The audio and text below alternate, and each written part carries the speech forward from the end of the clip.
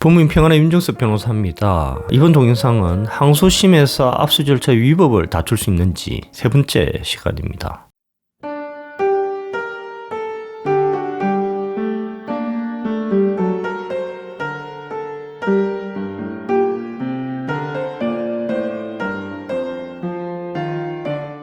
저번 시간에 말씀드린 대로 저희들은 항소심 재판부의 저희 의뢰인에 대한 음란물 유포 방조의 점에 관해서 상고를 하였습니다.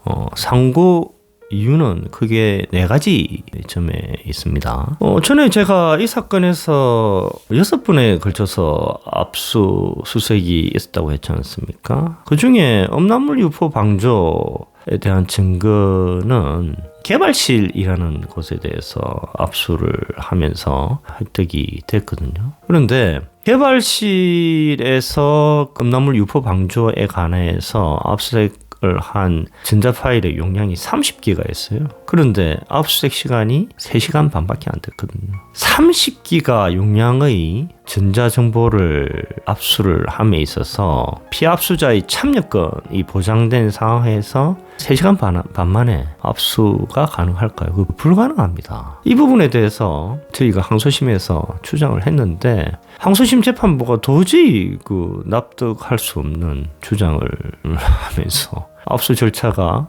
적법했다라고 판시를 한 겁니다. 그래서 이 부분에 대해서 상고를 했는데 그것이 상고 이후 첫 번째 점이었습니다. 그리고 제가 전에 말씀드린 바와 같이 이 사건에서 6번의 압수수색이 이루어졌고 그 압수수색 절차를 다투는 과정에서 경찰이 2번 법정에서 증언을 했고 경찰이 이에 관해서 여러 차례 수사 보고서를 제출을 했습니다. 그런데 경찰이 진술할 때마다 말이 틀려지는 거예요. 세상의 진실은 하나밖에 없지 않습니까? 그런데 진술할 때마다 말이 틀려지면 그건 거짓이겠죠, 그죠?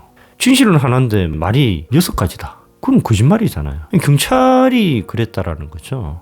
그걸 법적으로 신빙성이 없다 이렇게 이야기하거든요. 근데 항소심 재판부는 이렇게 신빙성이 없는 경찰의 진술을 다 믿어준 겁니다.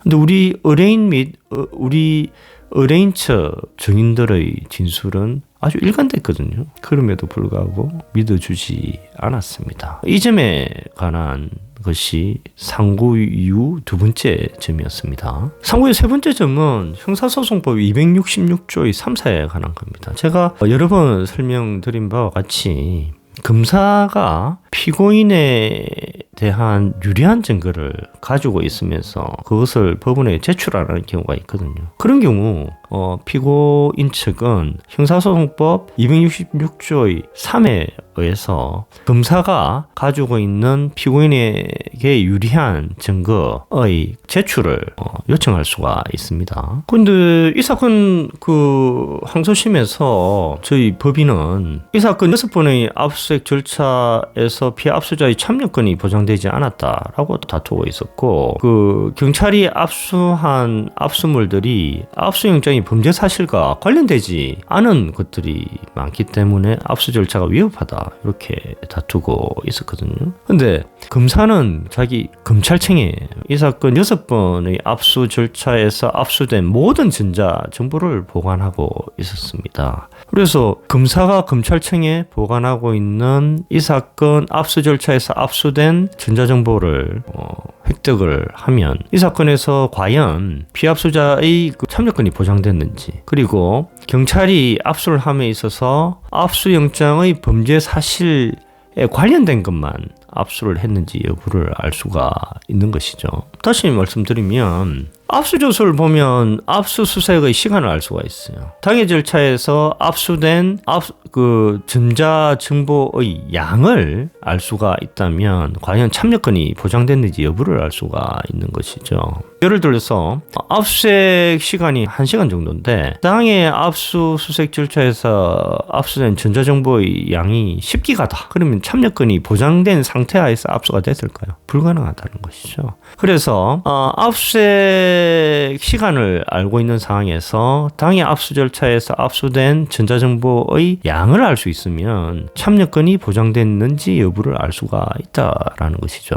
그리고 당의 압수수색 절차에서 압수된 압수물의 내용을 보면 압수영장에 기재된 범죄 사실과 관련된 압수물만 압수했는지 여부를 알 수가 있지 않겠습니까? 그래서 이 사건 항소심에서 저는 형사소송법 제266조의 3회에 의거해서 검사가 검찰청 그 압수창고에 보관하고 있는 이 사건 압수 절차에서 압수된 모든 전자정보에 대해서 열람등사 신청을 했거든요. 근데 검사가 아무런 반응이 없는 겁니다. 이렇게 피고인 측이 검사가 가지고 있는 피고인 측에 유리할 수 있는 증거의 열람등사 신청을 했음에도 불구하고 검사가 아무런 응답이 없을 경우에 형사소송법 266조의 4에 의거해서 피고인 측은 법원에 명령을 신청할 수 있습니다. 어떤 명령이냐?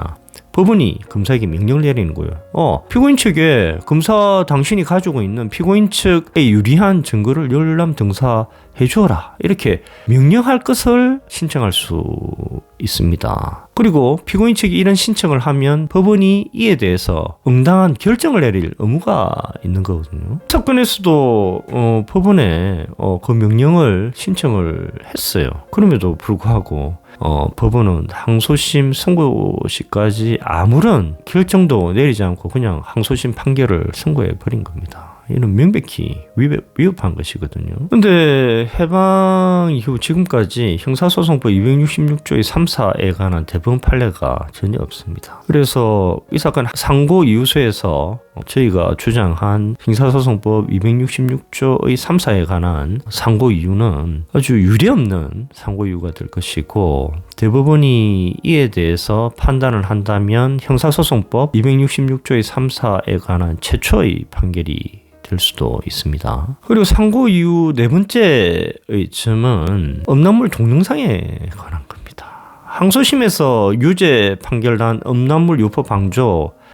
음란물이 36만 개 가까이 되거든요. 그런데 검사는 이 36만 개 동영상 중에 단 하나도 증거로 제출한 게 없습니다. 검사가 주장하는 게 동영상이 음란물이라는 건데 동영상을 단 하나도 제출 안 했어요. 제출한 게 뭐냐 하면 36만 개 중에 한 1000여 개 가까이 되는 그 스크린샷만 증거로 제출을 했습니다. 제가 그 스크린샷을 사사시 봤어요. 그런데 많은 스크린샷이 음란물하고 관계없는 스크린샷인 거예요. 그럼에도 불구하고 항소심 재판부는 36만 개 동영상 전체가 음란물이라고 판시를 한 겁니다. 대부분은 그 음란물에 대해서 아주 엄격하게 해석을 합니다. 사회가 많이 바뀌면서 음란물도 되게 엄격하게 해석을 하고 있거든요. 예를 들면 동영상 중에 여성이 자기 성기를 만지면서 자위하는 거, 이것도 음란물이 아니라고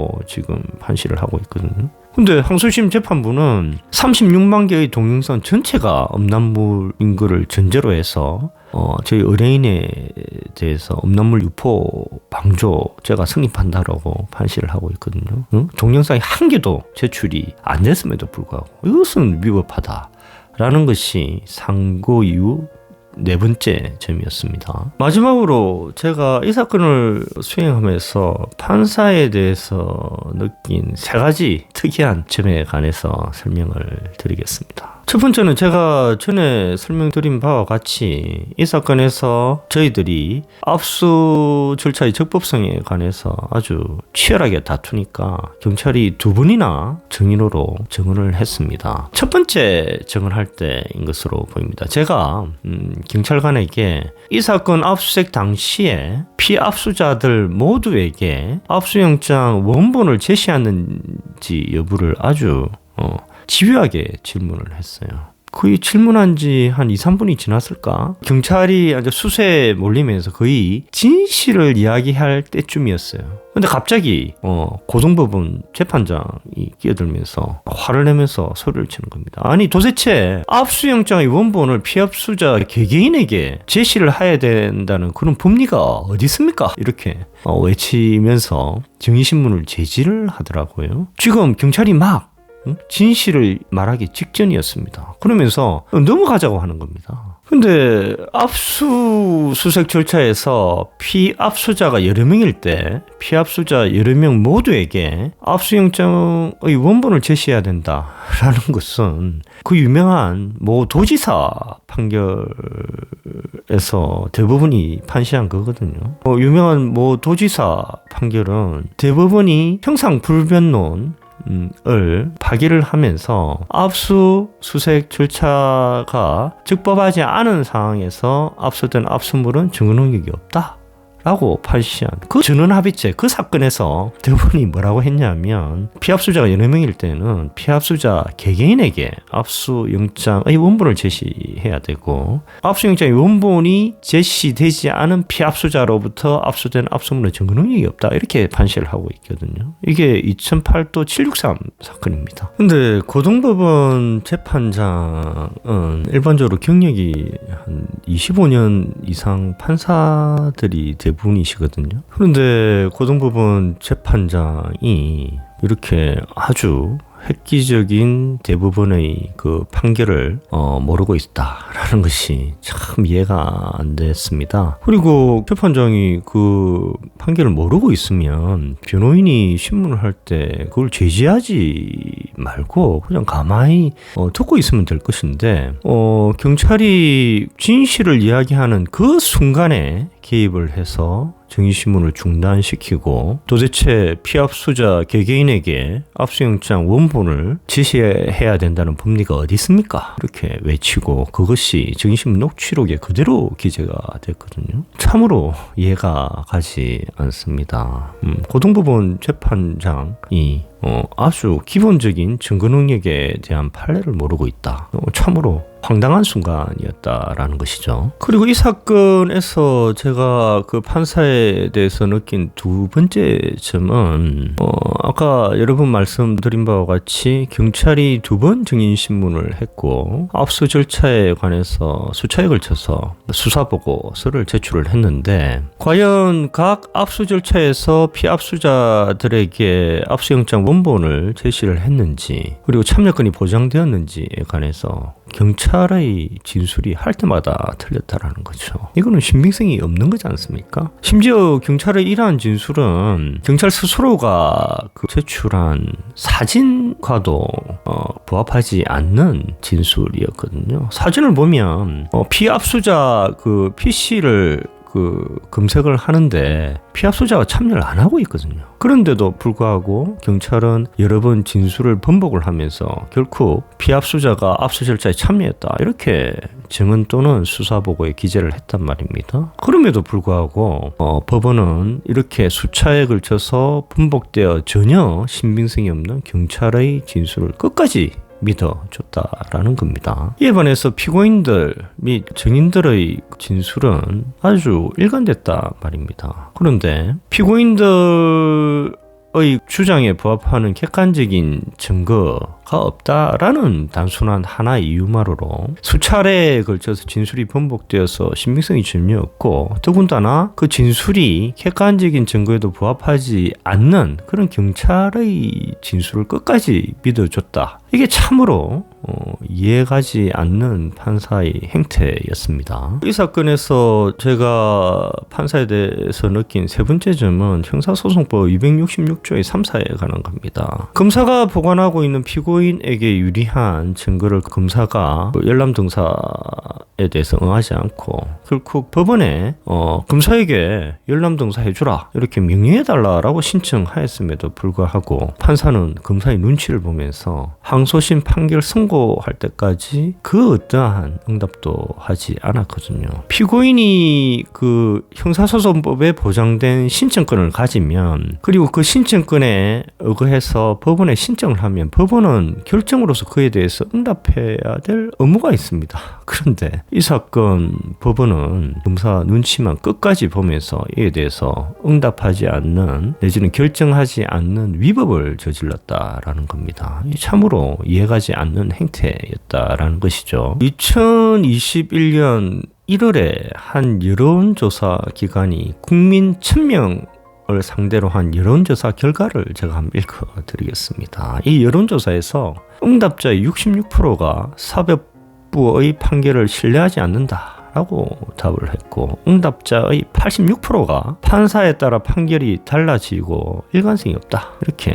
응답을 했고, 응답자의 그 39%만이 AI 판사하고 인간 판사 중에 인간 판사를 선택할 것이다 라고 응답을 했다라는 겁니다. 우리나라 국민들의 사법부에 대한 신뢰 수준이 얼마나 낮은지를 알 수 있게 하는 여론조사였거든요. 제가 1년 10개월 동안 이 사건을 수행하면서 느낀 법원의 이러한 여러 행태가, 법원이 피고인의 억울함을 풀어주기보다는 피고인의 피눈물을 가중시키고 국민의 그 사법부에 대해서 불신을 부추기는 한 요인이 되지 않는가, 그렇게 생각을 했었습니다. 자, 감사합니다.